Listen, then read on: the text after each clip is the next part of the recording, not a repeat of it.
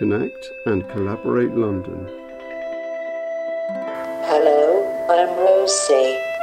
I love going out, making music and recording my own songs. I'm a bit of a diva. Hello, I'm John Kelly.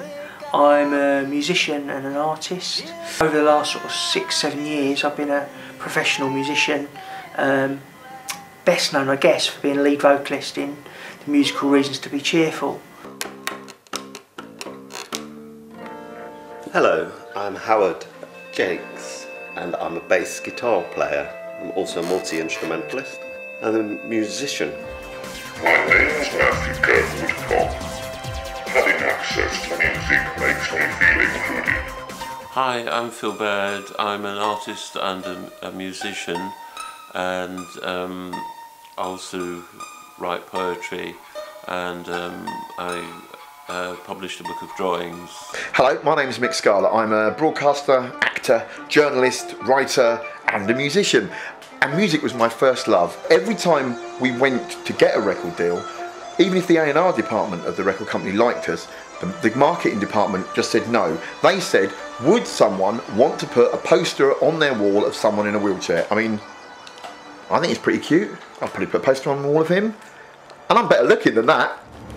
Hi, I'm Ivan Riches and I'm a disabled artist and musician. Back in the late 70s and early 80s, I was a founder member of a band and used to write most of the songs, but when it came to performing live, I would often get lost and lose the structure of the song, and the rest of the band would get really annoyed with me, and understandably so. And I put that down to stage fright, and it wasn't until much later on I found I actually had epilepsy and I would be having absences. And recently I have just started to perform live and performed at the Liberty Festival the mayors do at the Olympic Park, and that was a real experience, and working with other disabled musicians helped me through that. This is Drake Music London office, and this is where I've both been commissioned as an artist and musician, and also I work as producer for Connect and Collaborate London. Connect and Collaborate London provides disabled artists and musicians with commissions and projects. We provide a high level of support through our associate musicians who have expertise in assistive music technology.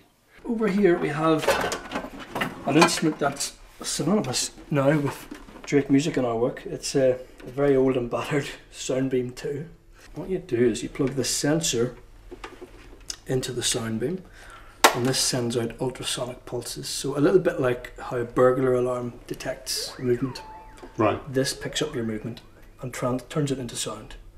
This opened a whole new world of accessibility. And by using a mount, gives the musician greater independence. So for example, this is only one type of iPad mount. You can get many, many different types. It means that the teacher, the musician, the facilitator can position this somewhere to suit the pupil of the musician. When it's set up well, that means the person has got total access and independence over using the app. So Right.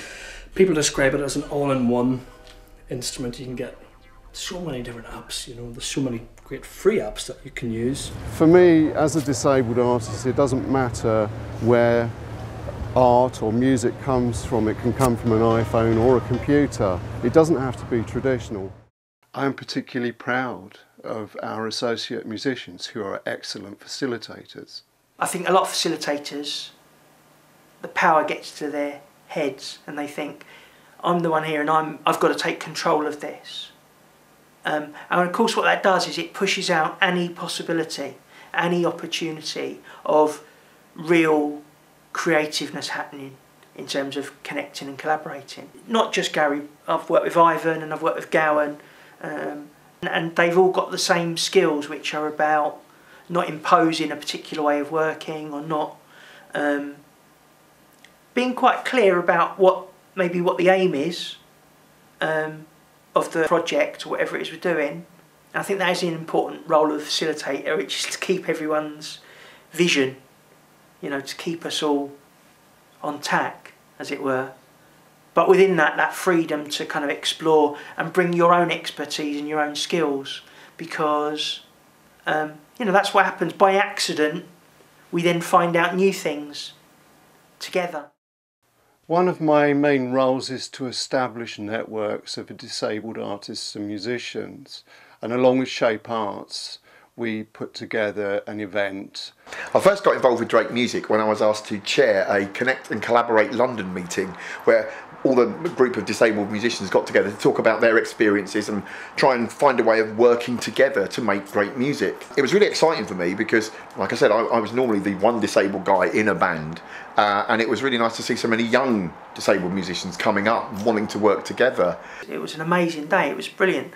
It was really nice to meet other artists, and it was just really good to see some technologists who had sort of some good knowledge about how the bits of kit could work.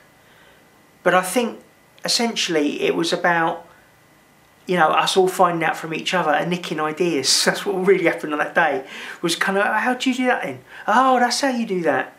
And we were all kind of nicking things from each other, really, and it was just lovely. It was a real collaboration.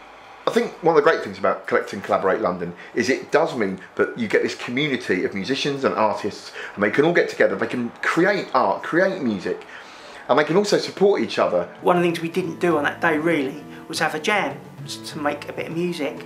We had loads of discussions about the issues about putting a band together and what makes a band.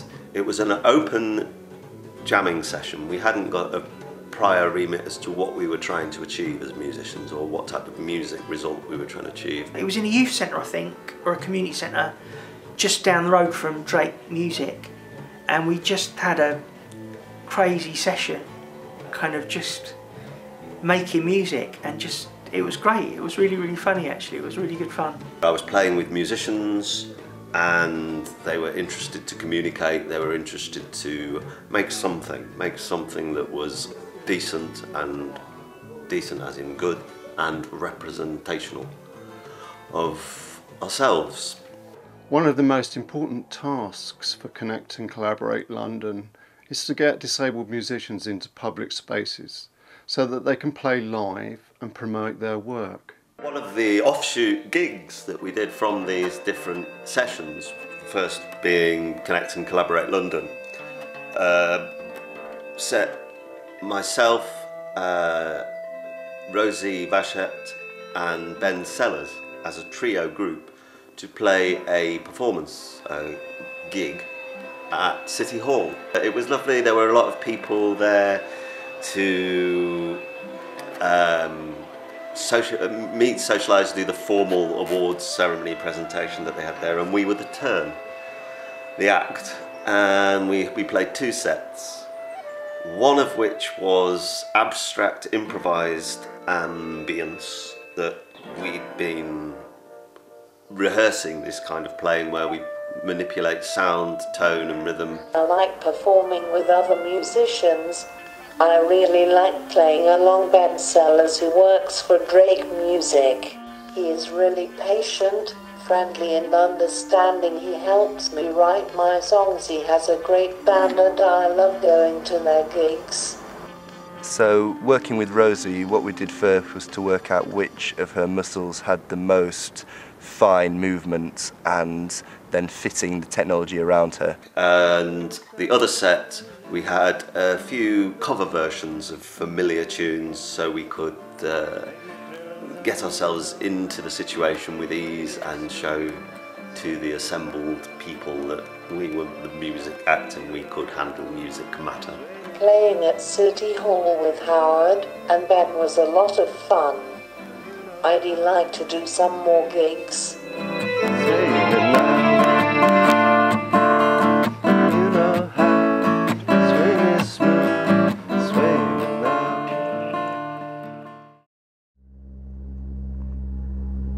The first commission, as my role as producer for Connect and Collaborate London, was for Melanie Clifford. In Motion is a musical film that was commissioned by Drake Music Connect and Collaborate London in 2013. I was asked to make a piece with sound and moving image, working with a group of disabled musicians around ideas of motion. I guess you could describe it as an electroacoustic piece. It's in 3 movements, and it was created between the 4 of us using quite a wide range of acoustic sound sources and assistive music technology. We had drums and percussion, sounds produced by 2 wheelchairs, one self-propelled, one electric. We had wind instruments, a halusi and an Indian flute. And we use our voices and iPads and sound beams. So our compositional method used group improvisations, sampling and relay.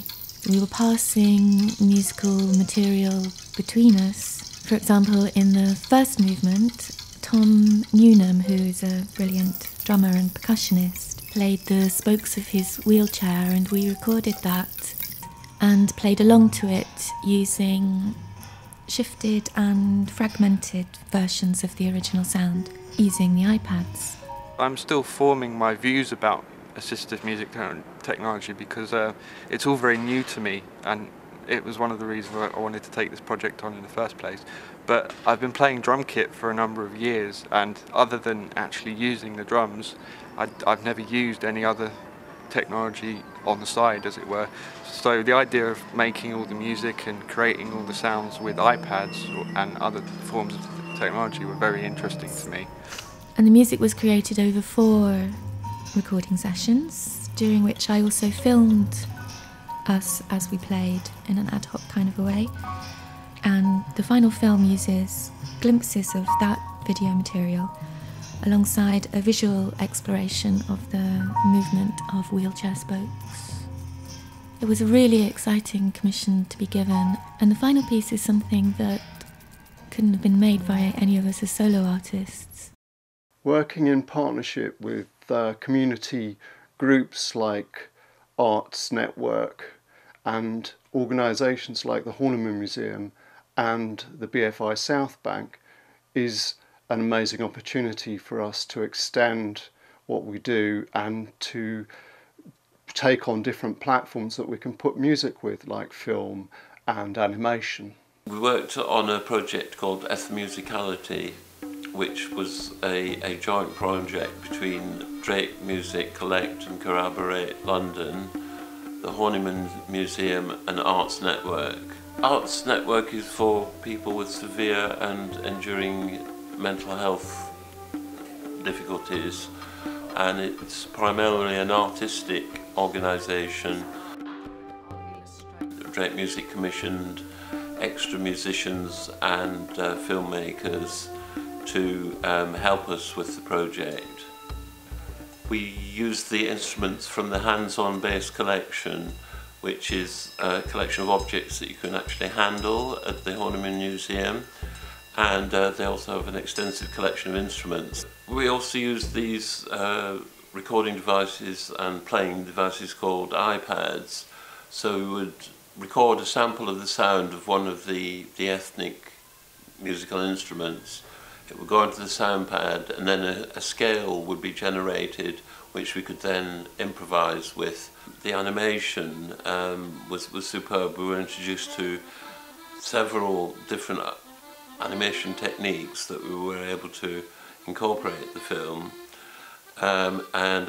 Gary as well was very patient with people in recording their sound. We've been at the Horniman Museum, and they've let us record some of their instruments with the group, with Network Arts, and I've taken away some of these, well, all of the recordings we've done there, and I've taken bits that appeal to me to put into a composition that hopefully will accompany the animation that Network Arts is also working on. We tried different methods of putting the sound to the animation, most of which Carl did at home on his recording equipment. But it's always good, that dialogue between visual and musical things, so that they sort of go together and make a larger picture, really. Another major event was to showcase films with music and music videos made by disabled artists and musicians. This was held at the BFI Southbank in partnership with their adult education programme. It was an amazing event, well attended, with a showcase of films and music of a high professional standard. A project that was at the BFI, the British Film Institute, inside one of their smaller cinemas. We had a task that had been arranged for us to do, which was to generate live music soundtrack to a silent film. It was called The Fugitive Futurist. It was a 12-minute film which we had to do a live accompaniment soundtrack to. We were a band. We were, in this case, a four-piece, because we were joined by Matt. I use the sound beam with my electronic wheelchair driving back and forth.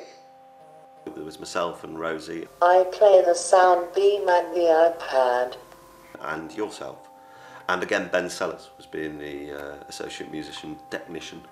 So we had 3 sessions at the BFI in the cinema where we could rehearse and configure our score and practice its performance.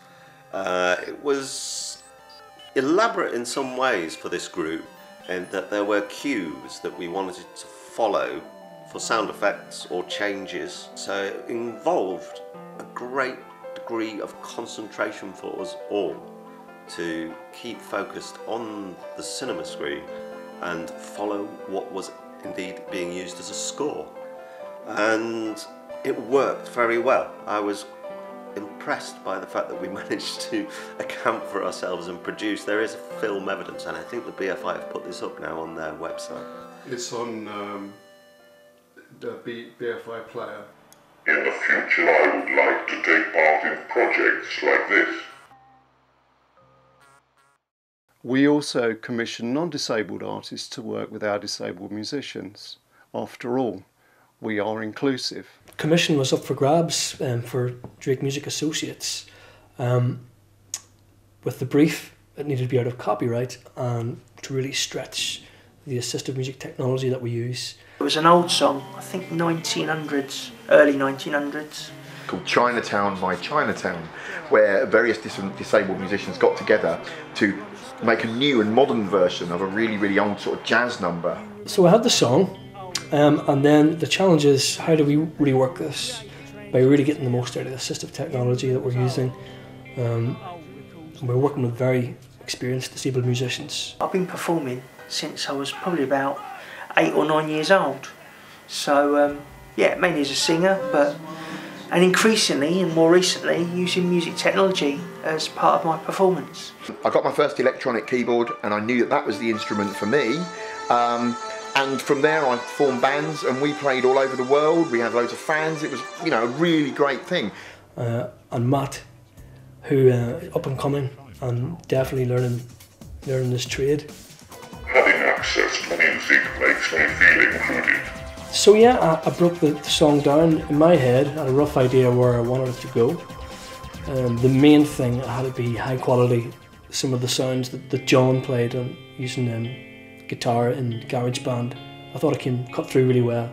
I was playing the guitar, had the precision of the chords and the strumming of the notes. You can hear that at the beginning.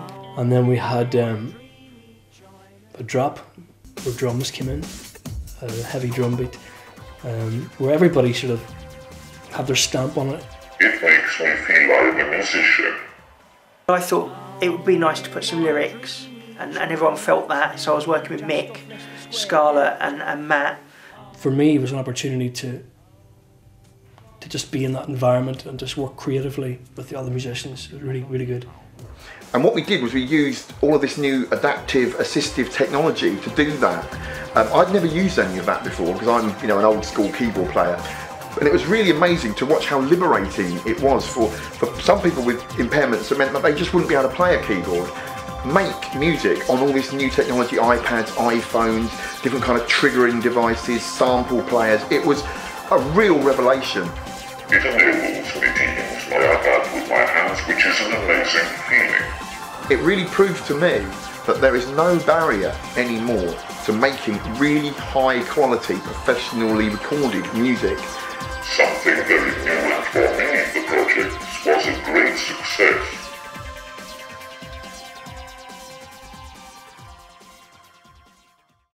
This year is Drake Music's 20th anniversary, and John Kelly and I worked with Sophie Partridge on a song for her performance, for which she has won a DM20 award. What was required for the DM20 commission was just some sort of thingy output by the end of today that they could put online. I want to take the show to people who otherwise just don't get access to stuff, and the whole thing of using assistive technology with an audience who understand that, do you know what I mean? And the whole thing about the fact that this particular character doesn't communicate through spoken language, because a lot of people don't communicate through spoken language. So that was why I always wanted a character who didn't talk in the usual way.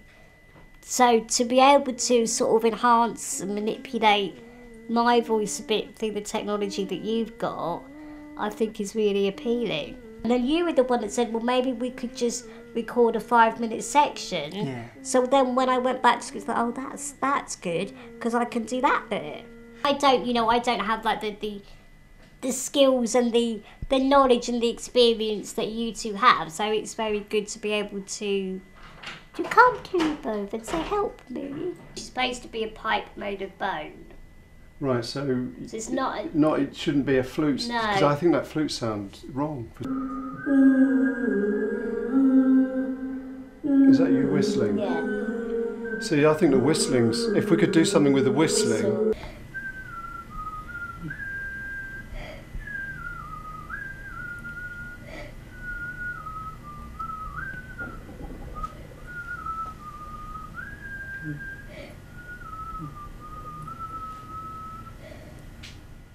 I want loads of material that we can then, make it brilliant.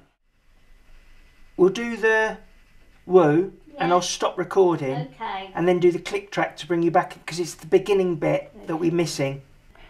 Woo, woo. Try one more time, Soph. Yeah. So, shall I just go through it? I was talking to Ivan about, I often get called in and to talk about being the musician and the expert, and I'm not really. I'm just someone who's open to trying things out and being quite disciplined in wanting to create something beautiful. On projects run by Connect and Collaborate London, I like performing with other musicians and playing live at the Liberty Festival at the Olympic Park. The Fugitive Futures with our live soundtrack had gone on to the BFI iPlayer, and then it seemed we had somehow been noticed, and we were booked and commissioned with this same film again for the Liberty Festival at the Olympic Park, where they had a live music stage for disability musicians, and also they had a large screen for projecting film image. Not only were we going to revisit our soundtracking of The Fugitive Futurist, we were adding another film, which was a film made by yourself, which was therefore a new film, and that was called was it called Into the Clearing? Yeah. And that was abstract colours and overlays, vignettes of walking through a forest. So we had two different films to work on this. It was we were more exposed, I suppose, in that we weren't performing in a private session in a cinema where there was no audience. We were actually going to be main stage act. As the opening act, we really throwed down a gauntlet of some difficult music, something that was it didn't have an easy tag for people familiar with something light and middle of the road entertainment that they might have expected at that point in the day. We were actually presenting something that was challenging to do and challenging to listen to. What I found weird was while we were playing was that some people had actually started to laugh. What I realised were they were actually laughing at the film. Yeah. So they were engaging with the film and the music. I'm not sure whether they found it challenging or whether we felt it was challenging for them or whether they felt it was challenging or not. No.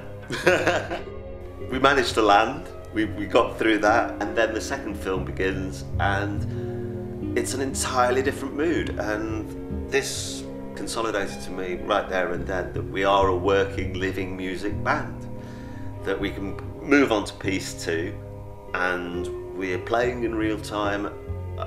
Just a lovely evocation of what was going on in the film. That the two things were settling very compatibly. Well, that's about it, but where do we go from here? The great thing about the Connect and Collaborate project and Drake Music itself is that it gives access to technology to disabled people of all different impairments and allows them to realise that music is totally available to them now, and it gives them the skills to learn how to do that. Of course, one of the big problems you've got is once you start playing music and you're disabled, do you want to be ghettoised? Do you want to work together? Or do you want to, work like any other musician? And that's really how the real world works. Of course, the problem is that the real world isn't very tolerating of disabled people, is it? You don't get many gig venues that are accessible. You don't get many sort of orchestra pits that you can get in if you're in a wheelchair or whatever. And I think that there is that kind of balance to be found. At the start of your career, it might be nice to work together, but you want to also go out and work with other people. I don't really know what the answer is myself. I never really worked with that many disabled musicians, just because when I was young, there weren't that many to work with.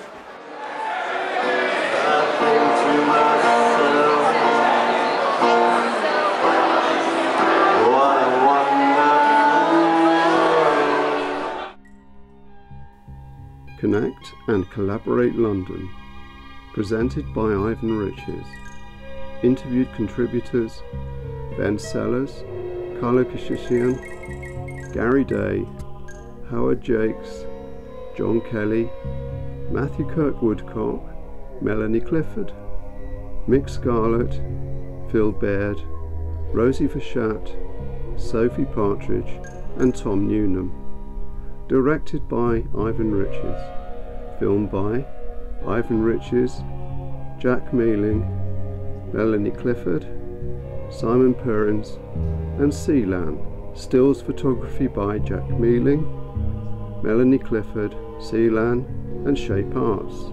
Edited by Ivan Riches. Thank you to Drake Music staff and associate musicians. Also Anna Geronimides, Arts Connect, BFI Southbank Education, BFI Southbank Events and Production, Horniman Museum, Mayor of London's Liberty Festival 2014, C&CL and Shape Arts. Connect and Collaborate London is supported and funded by City Bridge Trust and Arts Council England. Copyright Drake Music 2014.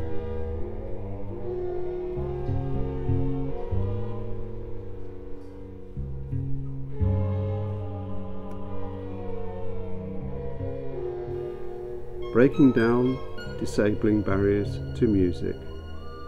Drake Music. DN 20.